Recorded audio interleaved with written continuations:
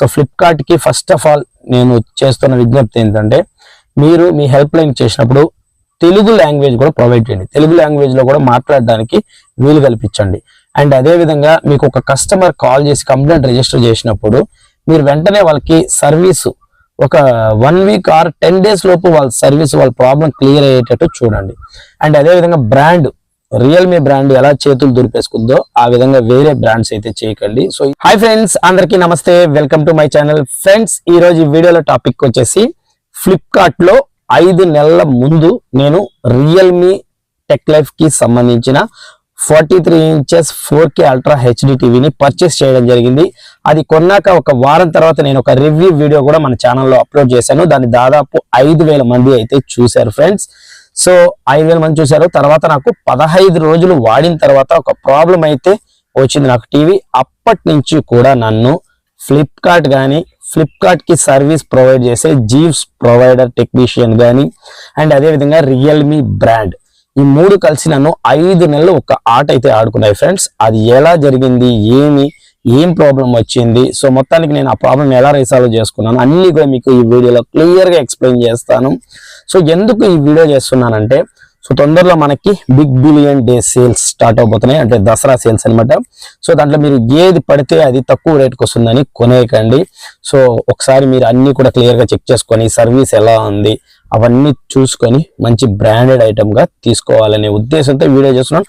అదే విధంగా ఈ వీడియోలో నేను సఫర్ అయినట్లుగా చాలా మంది కస్టమర్స్ కూడా ఫ్లిప్కార్ట్, అమెజాన్, సో ఇట్లా చాలా రకాల ఆన్లైన్ ప్లాట్ఫామ్స్ ఉన్నాయి కదా, సేల్స్ ప్లాట్ఫామ్స్. సో వాటిలో కొన్ని కస్టమర్స్ కూడా చాలా మంది ఇలా సఫర్ అవుతూ ఉంటారు. ఎవరైనా అలా సఫర్ అయ్యింటే నాకు ఈ వీడియో కింద కామెంట్ సెక్షన్ లో కామెంట్ చేయండి. అండ్ నేను దాన్ని ఎలా రిజాల్వ్ చేసుకుని ఏం ప్రాబ్లం వచ్చింది అన్ని కూడా మీకు క్లియర్ గా ఎక్స్ప్లెయిన్ చేస్తాను. ఇక మనం టాపిక్ లోకి వెళ్ళిపోదాం. అండ్ ఈ వీడియో ఎవరైనా టెక్ ఛానల్స్ వాళ్ళు చూస్తే మాత్రం సో కంపల్సరీ మీరు దయచేసి మీ ఛానల్స్ లో ఇలాంటి వీడియోస్ చేయండి. ఎందుకంటే మీ ఛానల్స్ లో ఎక్కువగా వైరల్ అయ్యే అవకాశం ఉంటుంది. సో ఆ వీడియోస్ చూసినప్పుడు ఆ ఫ్లిప్కార్ట్ కానీ, అమెజాన్ కానీ, ఇంకా ఆన్లైన్ ప్లాట్ఫామ్స్ చాలా ఉంటాయి కదా, సో వాళ్ళందరూ కూడా మారే అవకాశం ఉంటుందని సో నేను మీకు విన్నవించుకుంటున్నాను. ఇలాంటి వీడియోస్ మీరు కూడా మీ ఛానల్స్ లో చేస్తారని. So friends, first of all నేను టీవీ కొన్నప్పుడు మీకు ఇన్వాయిస్ ఇక్కడ స్క్రీన్ షాట్ వేసి చూపిస్తాను చూడండి. నేను మార్చి 30వ తేదీన ఆర్డర్ అయితే చేశాను. ఈ రియల్మీ టెక్ లైఫ్ కి సంబంధించిన 43 inches 4K అల్ట్రా హెచ్డి టీవీని ఆర్డర్ చేశాను. ఇక్కడ మీకు క్లియర్ గా కనిపిస్తుంది. అండ్ ఇన్వాయిస్ డేట్ కూడా మీకు 31వ తేదీ ప్రింట్ అయి ఉంటుంది. సో చూడండి, మీకు క్లియర్ గా అన్ని ప్రతి స్క్రీన్ షాట్ వేసి చూపిస్తాను. సో అది వాడిన ఒక వారం తర్వాత ఫస్ట్ ఆఫ్ ఆల్ నేను ఈ టీవీ ఆర్డర్ చేయగానే నాకు 2-3 రోజులకి డెలివరీ అయితే అయిపోయింది. సూపర్ ఫాస్ట్ డెలివరీ, ఆ విషయంలో మాత్రం ఎలాంటి ఇబ్బంది లేదు. అయితే మాత్రం టెక్నీషియన్ ఇన్స్టలేషన్ కోసం మాత్రం రాలేదు ఫ్రెండ్స్. 4 days 5 days వెయిట్ చేశాను. టెక్నీషియన్ అసైన్ అవుతున్నట్టు జీవ్స్ సర్వీస్ ప్రొవైడర్ ఎవరైతే ఈ ఫ్లిప్కార్ట్ ఉన్నారో వీళ్ళకి జీవ్స్ సర్వీస్ ప్రొవైడర్ అనమాట సర్వీస్ చేస్తారు. సో మీరు ఏ ప్రోడక్ట్ తీసినా, ఎలక్ట్రానిక్ ప్రోడక్ట్ తీసినా, అంటే వాషింగ్ మిషన్స్ కానీ, టీవీస్ కానీ, ఇంకే ప్రోడక్ట్ తీసినా కూడా మీకు ఈ జీవ్స్ సర్వీస్ ప్రొవైడరే దానికి సంబంధించిన టెక్నీషియన్ వచ్చి మీకు ఇన్స్టలేషన్ చేస్తారనమాట. సో డైలీ కూడా నాకు ఒక టెక్నీషియన్ అసైన్ అయినట్టు మెసేజ్ వస్తుంది, కానీ ఎలాంటి టెక్నీషియన్ అయితే మనకి కాల్ చేయలేదు, రాలేదు. తిరిగి ఒక 4-5 days తర్వాత నేనే డైలీ అసైన్ అయిన దాంట్లో మనకి ఫోన్ నెంబర్ కూడా వస్తుంది. ఆ ఫోన్ నెంబర్ చేసి పిన్ నెంబర్ ఎంటర్ చేసామంటే రింగ్ అవుతుంది, ఎవ్వరు లిఫ్ట్ చేయరనమాట. సో అలా ఒక 4-5 days ట్రై చేశాను.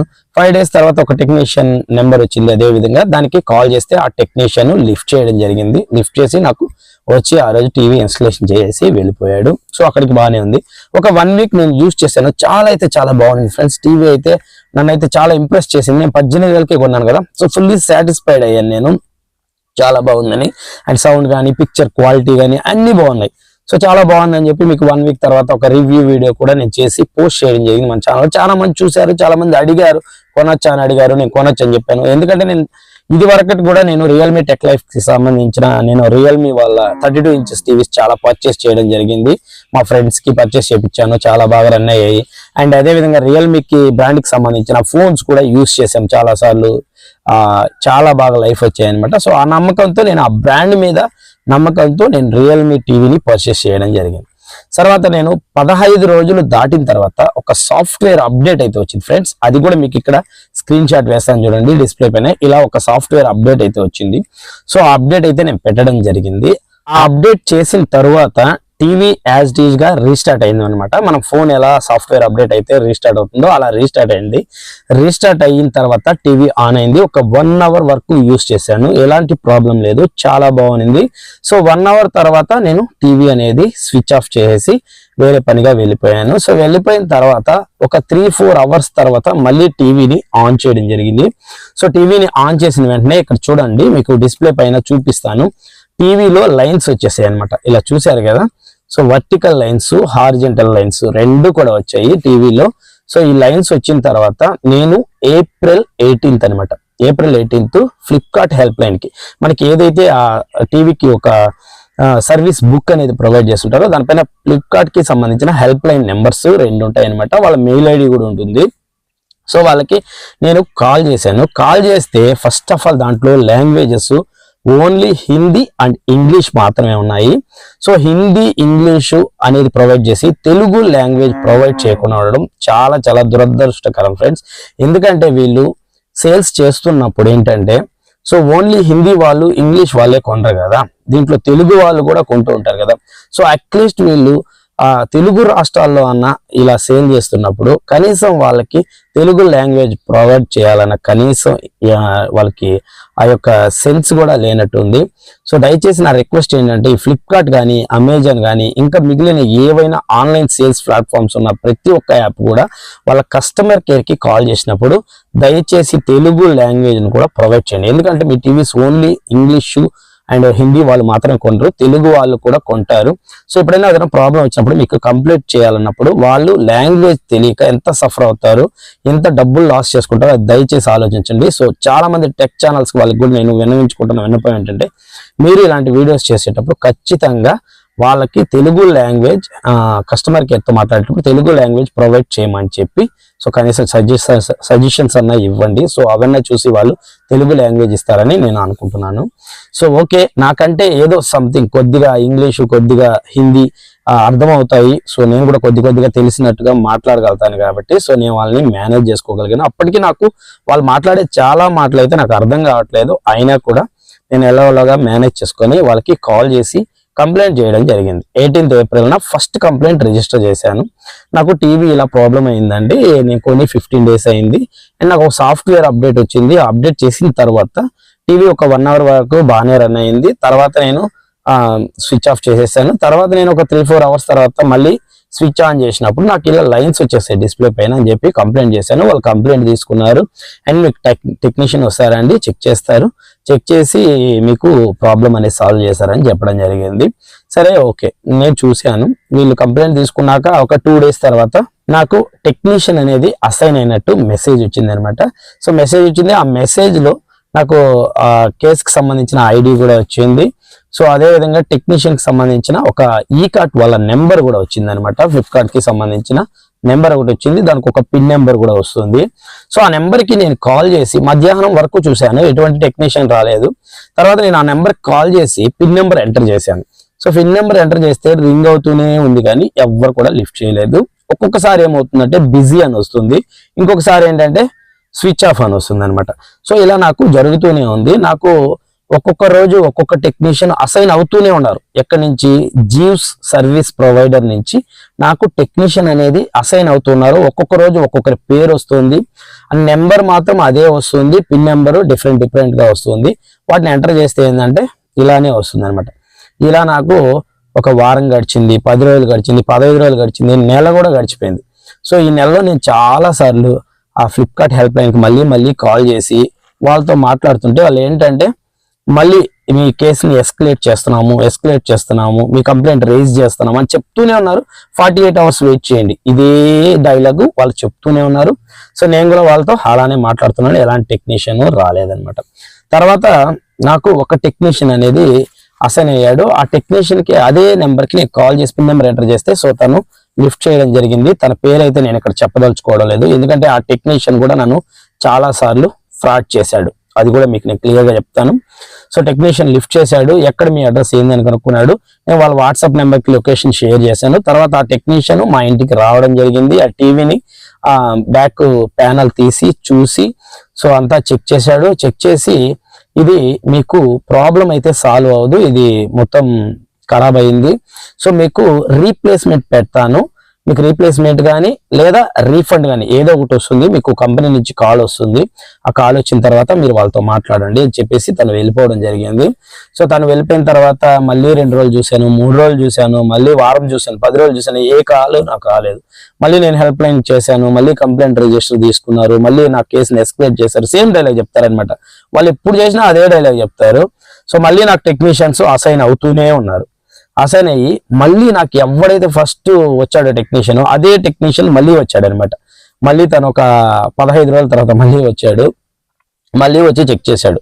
సో ఫ్రెండ్స్, ఇక్కడ ఒకటి చెప్పడం నేను మర్చిపోయినా, ఆ టెక్నీషియన్ ఫస్ట్ టైం వచ్చినప్పుడు విజిట్ చేసి టీవీని చెక్ చేసినప్పుడు నాకు పే చేయాలని చెప్పాడు, అంటే సర్వీస్ ఛార్జ్ పే చేయాలన్నాడు. నేను ఎందుకు సర్వీస్ ఛార్జ్, అండర్ వారంటీలో ఉంది కదా, ఫ్రీ కదా అంటే, లేదు ఇది కంపెనీకి ప్రొవైడ్ చేయాలి, సో మీ కంపెనీ క్యూఆర్ పెడతాను కావాలంటే, మీకు నమ్మకం లేకపోతే ఇది కంపెనీకి పే చేయాలని చెప్పేసి సూపర్ మనీ యాప్ ఉంది కదా ఫ్లిప్కార్ట్ కి సంబంధించింది, ఆ సూపర్ మనీ యాప్ లో ఉండే క్యూఆర్ కోడ్ ని తీసి, తన క్యూఆర్ కోడే తన పేరుతోనే వస్తా ఉంది అది. సో ఆ క్యూఆర్ కోడ్ కూడా ఇక్కడ మీకు డిస్ప్లే చేస్తాను చూడండి. ఆ క్యూఆర్ కోడ్, తన పేరు అయితే నేను బ్లర్ చేస్తున్నా. సో ఆ క్యూఆర్ కోడ్ పంపించి దీనికి పే చేయండి అని ఫస్ట్ టైం వచ్చినప్పుడు 300 రూపీస్ పే చేసుకున్నాడు. సో తర్వాత మళ్ళీ సెకండ్ టైం వచ్చాడు కదా, సెకండ్ టైం కూడా మళ్ళీ చెక్ చేస్తాను, ఏదో సాఫ్ట్వేర్ అప్డేట్ చేయమన్నారని చెప్పి వచ్చి తను అంతా చెక్ చేసి కొన్ని వీడియోలు తీసుకొని, సో ఇది సాఫ్ట్వేర్ అప్డేట్ చేసినా కూడా అవ్వట్లేదు, సో నేను మెయిల్ పెడుతున్నాను వాళ్ళకి, వీడియోస్ అన్ని పోస్ట్ చేస్తున్నాను, మీకు మళ్ళీ 2 రోజులు కాల్ వస్తుంది, రీప్లేస్మెంట్ ఆర్ రీఫండ్ అని చెప్పేసి మళ్ళీ తను అదే చెప్పాడు. మళ్ళీ 250 రూపీస్. సో తను ఎలా తెలివిగా పే చేసుకుంటారు అంటే, ఫస్ట్ టైం 300 రూపీస్ పే చేసుకున్నాడు, సెకండ్ టైం వచ్చినప్పుడు 233 రూపీస్ పే చేసుకున్నాడు. అంటే మనకి ఇక్కడ ఏంటంటే 33, 32, 99 ఇలా అయితే కంపెనీయే పే చేసుకుంటుంది ఏమని మనం కూడా అనుకుంటాం కదా. సో నేను కూడా మన ప్రాబ్లం సాల్వ్ అయిపోతుంది కదా అనుకొని నేను కూడా పే చేసేసాను అనమాట. మామూలుగా అయితే జనరల్గా తెలిసిన వాళ్ళైతే పే చేయరు, నాకు దీంట్లో అంత అనుభవం లేదు కాబట్టి, సో నేను మళ్ళీ సెకండ్ టైం కూడా 233 రూపీస్ పే చేసేసాను. సో తర్వాత మళ్ళీ థర్డ్ టైం మళ్ళీ తనే వచ్చాడనమాట. మళ్ళీ నాకు ఎలాంటి ప్రాబ్లం సాల్వ్ అవ్వలేదు. మళ్ళీ థర్డ్ టైం మళ్ళీ ఒక 10 days తర్వాత తానే కాల్ చేసి, ఇది సోషల్ మీడియా కేసు అయింది మీది, మీరు ఏమన్నా సోషల్ మీడియాలో పెట్టారని. నేను ఎలాంటిది అప్లోడ్ చేయలేదంటే, లేదు మా టీం మాకు చెప్పారు. సరే వచ్చాడు, మళ్ళీ చెక్ చేశాడు, యాజ్ యూజువల్ గా ఇది మళ్ళీ ఇది టీవీ తీసుకెళ్ళాడు అనమాట. టీవీ తీసుకెళ్ళడానికి పికప్ చేసుకోవడానికి వచ్చాడు, టీవీ పిక్ చేసుకొని మళ్ళీ 233 రూపీస్ పే చేసుకున్నాడు. 233 రూపీస్ మళ్ళీ పే చేసుకొని అదే క్యూఆర్ పెట్టి పే చేసుకొని, సో ఆయన టీవీ అయితే తీసుకెళ్లిపోయాడు. ఎన్ఈఆర్ సబ్మిటెడ్ అనేసి నాకు ఒక స్క్రీన్ షాట్ కూడా తను వాట్సాప్ చేయడం జరిగింది, అది కూడా ఇక్కడ నేను స్క్రీన్ షాట్ వేస్తున్నాను చూడండి. ఎన్ఈఆర్ సబ్మిటెడ్ అనే టికెట్ మీది సబ్మిట్ అయిపోయింది, మీకు రీప్లేస్మెంట్ ఆర్ రీఫండ్ వస్తుందని చెప్పేసి మీకు 2 days లో కంపెనీ నుంచి కాల్ వస్తుంది, ఇక అక్కడ మీరు మాట్లాడుకోండి అని చెప్పేసి తను టీవీ పిక్ చేసుకొని వెళ్ళిపోయినాడు అనమాట. టీవీ పికప్ డన్ అనేసి ఒక నెంబర్ పెట్టేసి ఎన్ఈఆర్ సబ్మిటెడ్ అనేసి ఒక స్క్రీన్ షాట్ పెట్టేసాడు, తీసుకొని వెళ్ళిపోయాడు. వెళ్ళిపోయిన తర్వాత 2 days కూడా నాకు ఎటువంటి కాల్ రాలేదు. నేను కాల్ రావట్లేదని తనకు వాట్సాప్ లో మెసేజ్ చేశాను టెక్నీషియన్ కి. సో మెసేజ్ చేస్తే కూడా ఎట్లాంటి కాల్ రాలేదు. అండ్ ఇంకొక విషయం నేను చెప్పడం మర్చిపోయాను ఫ్రెండ్స్, ఇది ఏంటంటే నాకు ఇవన్నీ జరగక ముందు ఫస్ట్ నేను కంప్లైంట్ రిజిస్టర్ చేసిన తర్వాత ఒక 1 month దాటిన తర్వాత నాకు అదే టెక్నీషియన్ నాకు ఒక సజెషన్ ఇచ్చాడు, మీరు ఒకసారి బ్రాండ్ తో మాట్లాడండి, అంటే మనం రియల్మీ బ్రాండ్ కి సంబంధించిన తీసింది. So Realme brand help line కి కాల్ చేసి మీరు వాళ్ళతో మాట్లాడండి, మీ ప్రాబ్లం అనేది సాల్వ్ అయిపోతుందని ఒక సజెషన్ ఇచ్చాడు. సో నేను ఏం చేశాను అంటే రియల్మీ బ్రాండ్ కి కాల్ చేశాను. కాల్ చేసినప్పుడు వాళ్ళు ఫస్ట్ నేను కేస్ ఐడి అవన్నీ చెప్పాను. సో నన్ను అట్లే లైన్ లో పెట్టుకొని ఫ్లిప్కార్ట్ హెల్ప్ లైన్ కి కాల్ చేసి వాళ్ళతో కాన్ఫరెన్స్ పెట్టమన్నారు, పెట్టాను. సో చాలా సీరియస్ గా అయితే మాట్లాడారు ఫ్రెండ్స్, వాళ్ళైతే ఎలాంటి తప్పు లేదు. సో చాలా బాగా మాట్లాడారు, సీరియస్ గా మాట్లాడి అతను మా కస్టమర్ ఇలా చార్జెస్ కూడా తీసుకున్నారంట, మీరు తనకి ఈ ప్రాబ్లం అనేది సాల్వ్ చేస్తారా చేయరా, ఇది మేము senior department head quarters department నుంచి, రియల్మీ హెడ్ క్వార్టర్స్ నుంచి మాట్లాడుతున్నాం, సీనియర్ డిపార్ట్మెంట్ అని చెప్పేసి మాట్లాడారు, చాలా బాగా మాట్లాడారు. సో తీసుకున్న తర్వాత వాళ్ళు ఏంటంటే ప్రాబ్లం సాల్వ్ చేస్తారన్నారు. తర్వాత మళ్ళీ ఒక వారం వెయిట్ చేసి మళ్ళీ రియల్మీ బ్రాండ్ చేశాను, అవ్వలేదని అంటే మళ్ళీ వాళ్ళు ఎస్కలేట్ చేశారు కేసుని. తర్వాత వాళ్ళు మళ్ళీ కాల్ చేసి మళ్ళీ కాన్ఫరెన్స్ లో మాట్లాడారు. అట్లా ఒక 3-4 times రియల్మీ బ్రాండ్ కూడా వాళ్ళతో మాట్లాడినా కూడా ఇది ఈ కేసు అనేది సాల్వ్ అవ్వలేదు. తర్వాత నేను మళ్ళీ కొన్ని రోజుల తర్వాత మళ్ళీ నేను రియల్మీ బ్రాండ్ చేస్తే ఫైనల్ గా వాళ్ళు ఏం చెప్పారంటే, సో ఇది మాకు సంబంధం లేదు, ఇది మేము ఫ్లిప్కార్ట్ కి హ్యాండ్ ఓవర్ చేసేసాం కదా, వాళ్ళు చూసుకుంటారని మా మేనేజ్మెంట్ మాకు చెప్పారు. కాబట్టి అదే విషయం మీకు చెప్తున్నాం అని చెప్పేసి ఒకే మాటతో రియల్మీ బ్రాండ్ కూడా నన్ను ఒక ఆట ఆడుకుంది.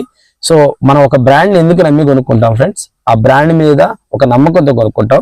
వాళ్ళు ఫ్లిప్కార్టే చూసుకుంటాం అన్నప్పుడు, ఫ్లిప్కార్ట్ సాల్వ్ చేయలేనప్పుడు మేము రియల్మీ బ్రాండ్కి మనం ఎందుకు కనెక్ట్ అవుతాము? సో ఆ బ్రాండ్ అన్న న్యాయం చేస్తుందని వాళ్ళని కాంటాక్ట్ అవుతాం కదా, అది కూడా మాట తప్పుకున్నప్పుడు సో అలాంటప్పుడు ఏం చేయాలి? మీరు రియల్మీ బ్రాండ్కి సంబంధించినట్టు మీ వెబ్సైట్లో మాత్రమే అమ్ముకోవాలి. ఫ్లిప్కార్ట్కి అలాంటి వేరే థర్డ్ పార్టీ యాప్స్కి ఇవ్వకూడదు అనమాట. వాళ్ళు సర్వీస్ సరిగా ప్రొవైడ్ చేయలేనప్పుడు కస్టమర్స్ మిమ్మల్ని కాంటాక్ట్ చేస్తారు, మీరు వాళ్ళకి హెల్ప్ చేయాలి. మీరు హెల్ప్ చేయకపోగా మీరు చేతులు దులిపేసుకుంటే ఎలా? సో అలా చేయకూడదు కదా, అది తప్పు కదా. అలాంటప్పుడు మీ వెబ్సైట్ లోనే అమ్ముకోండి, వాళ్ళకి ఇవ్వబాకండి. లేదా స్ట్రిక్ట్ రెస్ట్రిక్షన్స్ పెట్టండి. మీరు సర్వీస్ ప్రొవైడ్ చేయలేనప్పుడు 1 month దాటిందంటే 1 month తర్వాత మమ్మల్ని కాంటాక్ట్ చేస్తే కస్టమర్ మీ మీద మేము యాక్షన్ తీసుకుంటామని సీరియస్ గా యాక్షన్ తీసుకోండి. సో అది నాకు రిక్వెస్ట్. నాకు అది చాలా బాధ అనిపించింది. మీరు రియల్మీ బ్రాండ్ కూడా చేతులు దులిపేసుకోవడం చాలా బాధ అనిపించింది. సో ఇలా రియల్మీ అనేది నన్ను ఒక ఆట ఆడుకుంది. తర్వాత ఫ్లిప్కార్ట్ ఇలాగే ఆడుకునింది. జీవ్ సర్వీస్ ప్రొవైడర్ కి సంబంధించిన టెక్నీషియన్ సో ఇదే విధంగా నన్ను మోసం చేసి 4 times డబ్బులు అనేది 3 times డబ్బులు డ్రా చేసుకున్నాను నా దగ్గర నుంచి. 4th time ఫైనల్ గా ఫ్రెండ్స్ నేను మళ్ళీ ఇక ఫ్లిప్కార్ట్ హెల్ప్ లైన్ కి కాల్ చేసి ఫైనల్ గా నేను ఏం చెప్పానంటే కన్జ్యూమర్ కోర్ట్ కి నేను అప్రోచ్ అవుతున్నాను. ఎవ్రీ కాల్ రికార్డ్ నా దగ్గర ప్రతి ఒక్క ప్రూఫ్, మీకు కంప్లైంట్ చేసిన ప్రతి ఒక్క టెక్నీషియన్ స్క్రీన్ షాట్స్ అండ్ మీరు అసైన్ చేసిన టెక్నీషియన్ స్క్రీన్ షాట్స్, టెక్నీషియన్ మాకు విజిట్ చేసినప్పుడు తనతో చాట్ చేసిన మొత్తం హిస్టరీ, మీతో మాట్లాడిన కాల్ రికార్డ్స్ అన్ని కూడా నా దగ్గర ఉన్నాయి. అన్ని నేను కన్జ్యూమర్ కోర్టుకి వెళ్ళి సబ్మిట్ చేసి మీ మీద కేసు వేస్తాను. ఫ్లిప్కార్ట్ మీద అండ్ రియల్మీ బ్రాండ్ మీద అండ్ జీవ్స్ సర్వీస్ ప్రొవైడర్ మీద, ముగ్గురు మీద కేసు ఫైల్ అనేది చేస్తాను అని నేను కొంచెం నాకు వచ్చి రాని హిందీతో కొంచెం గట్టిగా మాట్లాడేసరికి మళ్ళీ మీరు ఆ టెక్నీషియన్కి ఎవరైతే మీ దగ్గర నుంచి టీవీ పిక్ చేసుకొని వెళ్ళారో ఆ టెక్నీషియన్ కాల్ చేసి టీవీ మీకు రివర్స్ తెచ్చివ్వమని చెప్పండి ఇంటికి. ఈ కార్ట్ వాళ్ళు వచ్చి తర్వాత పిక్ చేసుకుంటారు, మీ ప్రాబ్లం సాల్వ్ అయిపోతుంది అని చెప్పారు. సో నేను టెక్నీషియన్ కి కాల్ చేశాను. కాల్ చేసిన తర్వాత మీకు టెక్నీషియన్ అసైన్ అయిన తర్వాత నాకు ఒకసారి ఇన్ఫార్మ్ చేశారంటే నేను తెచ్చేస్తానని చెప్పాడు. సో మళ్ళీ నాకు సేమ్ టెక్నీషియన్ ని అసైన్ చేశారు. సో నేను ఆ మెసేజ్ ని ఆ టెక్నీషియన్ కి ఫార్వర్డ్ చేసి మళ్ళీ మిమ్మల్ని అసైన్ చేశారు అని చెప్పిన వెంటనే తను ఆ టీవీని సబ్మిట్ చేసేసి సో రీఫండ్ సబ్మిట్ చేసేసాడు అనమాట. అది ఎలా చేశాడో తెలియదు మనకి. సబ్మిట్ చేసిన తర్వాత నాకు ఈ కార్ట్ నుంచి ఒక మెసేజ్ వచ్చింది, ఫ్లిప్కార్ట్ నుంచి ఒక మెసేజ్ అయితే వచ్చింది. మెసేజ్ వచ్చి దాంట్లో ఒక లింక్ అనేది వచ్చింది. ఆ లింక్ నేను క్లిక్ చేసినప్పుడు నాకు రీఫండ్ లింక్ అనేది అనమాట, రీఫండ్ లింక్ వచ్చింది. ఆ లింక్ నేను క్లిక్ చేస్తే నా డీటెయిల్స్ ఇవ్వమంటుంది అక్కడ, బ్యాంక్ డీటెయిల్స్. మొత్తం నా అమౌంట్ 17,633 రూపీస్ అనమాట. దాంట్లో నాకు ఇప్పుడు నాకు ఇంట్రెస్ట్, నేను ఈఎంఐలో తీసాను కదా, ఇంట్రెస్ట్, ప్రాసెసింగ్ ఫీజు ఇవన్నీ నాకు బొక్కే కదా, ప్రొటెక్టింగ్ ఫీజు ఇవన్నీ నాకు బొక్కే అనమాట. అవన్నీ లాస్ అయిపోయాను నేను. అండ్ నాకు ఓన్లీ 17,633 రూపాయలు మాత్రమే నాకు రీఫండ్ వచ్చేటట్టుగా ఒక లింక్ అయితే వచ్చింది. ఆ లింక్ లో నేను డీటెయిల్స్ సబ్మిట్ చేద్దామని చెప్పేసి మళ్ళీ దాన్ని స్క్రీన్ షాట్ తీసి ఈ టెక్నీషియన్ ఎవరైతే ఉన్నారో తనకు ఫార్వర్డ్ చేశాను అనమాట వాట్సాప్ లో. ఆ స్క్రీన్ షాట్ కూడా వేస్తాను చూడండి మీకు పక్కన, ప్రతిదీ నేను స్క్రీన్ షాట్ తీసి పెట్టుకున్నా. సో ఆ స్క్రీన్ షాట్ కూడా మీకు ఇక్కడ వేస్తాను అని చూడండి. అది నేను పెట్టిన తర్వాత బ్రదర్ వెయిట్ చేయండి, మీరు దానికి ఇప్పుడే సబ్మిట్, నాకు ఇంకా ఇక్కడ అప్డేట్ అవ్వలేదు, మీరు 633 రూపీస్, అది కూడా ఇక్కడ ఉంటుంది చూడండి చాట్ హిస్టరీలో, 633 రూపాయలు నాకు నేను ఒక క్యూఆర్ కోడ్ పంపిస్తాను, నాకు దానికి పే చేసేసేయండి. పే చేసి ఎందుకు ఇది అని అడిగాను నేను.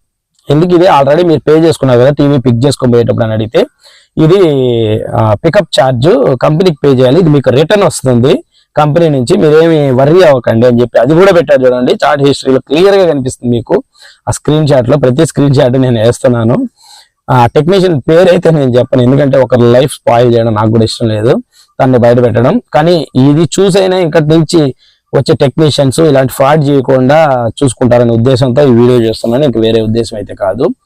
అండ్ చూడండి మీకు దాని నుంచి వస్తుందని చెప్పాడు. నేనేం చేశానంటే తన మాటలు లెక్క చేయకుండా నేను ఆ లింక్ క్లిక్ చేసి నా డీటెయిల్స్, నా యూపీఐ ఐడి అవన్నీ ఇచ్చేసాను. ఇచ్చేసిన తర్వాత నాకు కరెక్ట్ గా 2-3 minutes లో నాకు ఈ 17,633 రూపాయలు రీఫండ్ అయితే అయిపోయింది ఫ్రెండ్స్. రీఫండ్ అయిపోయింది. రీఫండ్ అయిపోయిన తర్వాత కూడా తనతో నేను చాట్ చేశాను. సో మీరు ఇంకా పంపిలేదా అంటే నా ఫోన్ పే పని చేయట్లేదు, నేను పంపిస్తాను అని అన్నాను. ఆ క్యూఆర్ కోడ్ ని నేను కంపెనీ అని చెప్పినప్పుడు నాకు కంపెనీ క్యూఆర్ కోడ్ పంపించాలి. నేను అది కూడా కాల్ రికార్డులో అడిగాను, ఆ కాల్ రికార్డు కూడా నా దగ్గర ఉంది. కాల్ రికార్డులో అడిగితే అది నా పేరుతో అక్కడ వాళ్ళు దాన్ని ఎంట్రీ చేసి పెడతారు.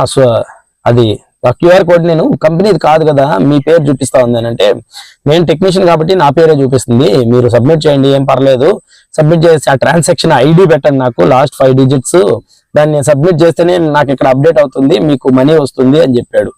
సో అప్పటి నాకు ఆల్రెడీ మనీ వచ్చేసింది, అయినా కూడా తను ఇంకా ఫ్రాడ్ చేస్తున్నాడు అనమాట. నేను అన్నిసార్లు అడుగుతాను కూడా. ఇక ఫైనల్ గా నేను అడిగాను తన్ని, నన్ను ఎందుకు ఇలా మీరు ఫ్రాడ్ చేస్తున్నారు, ఇది కరెక్టేనా అని చెప్పి వాట్సాప్ లో నేను ఫోన్ చేసి నేను గట్టిగా మాట్లాడే కొద్దికి ఫోన్ కట్ చేసేసాడు.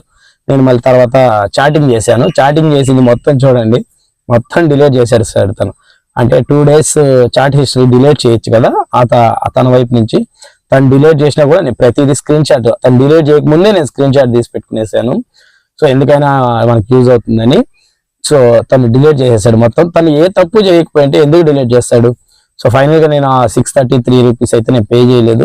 చెప్పాను ఇంకొకసారి ఇలా చేయకండి, కస్టమర్స్ ని ఫ్రాడ్ చేయొద్దు, మోసం చేయొద్దు, సో ఇంకటి నుంచి ఇలా చేయకండి, ఇది మీ భవిష్యత్తుకి మంచిది అని చెప్పేసి నేను ఒక స్వీట్ వార్నింగ్ లాగా ఒక మెసేజ్ పెట్టేసి వదిలేశాను. సో నాకు కంప్లైంట్ చేయాలి, దీన్ని పెద్ద చేయాలనుకుంటే చేసి ఉండొచ్చు, కానీ ఎందుకు ఒకరి లైఫ్ స్పాయిల్ చేయడాన్ని నేను చేయలేదు. సో ఫ్రెండ్స్, ఈ వీడియో మీరు చాలా ఓపిక్గా చూశారు కదా, ఓపిక్గా చూసినందుకు ధన్యవాదాలు. ఎందుకంటే మనకి బిగ్ బిలియన్ డే సేల్స్ వస్తున్నాయి. ఫైనల్ గా నేను చెప్పేది ఏంటంటే, సో తక్కువకి వస్తున్నాయి కదా అని చెప్పేసి సర్వీస్ వరస్ట్ గా ఉండే బ్రాండ్ టీవీస్ కానీ, వాషింగ్ మిషన్స్ కానీ, ఇలాంటివి కానీ ఏవి కానీ పర్చేస్ చేయొద్దు.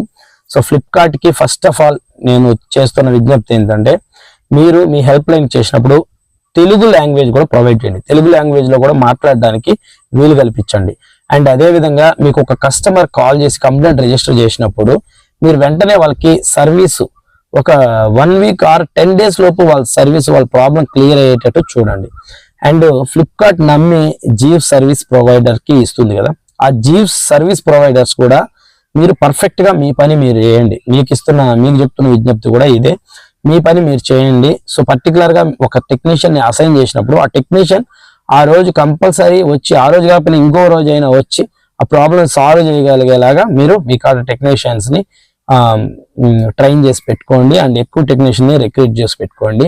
అండ్ అదే విధంగా బ్రాండ్, రియల్మీ బ్రాండ్ ఎలా చేతులు దులిపేసుకుందో ఆ విధంగా వేరే బ్రాండ్స్ అయితే చేయకండి. సో ఇదైతే మాత్రం చాలా బాధాకరం.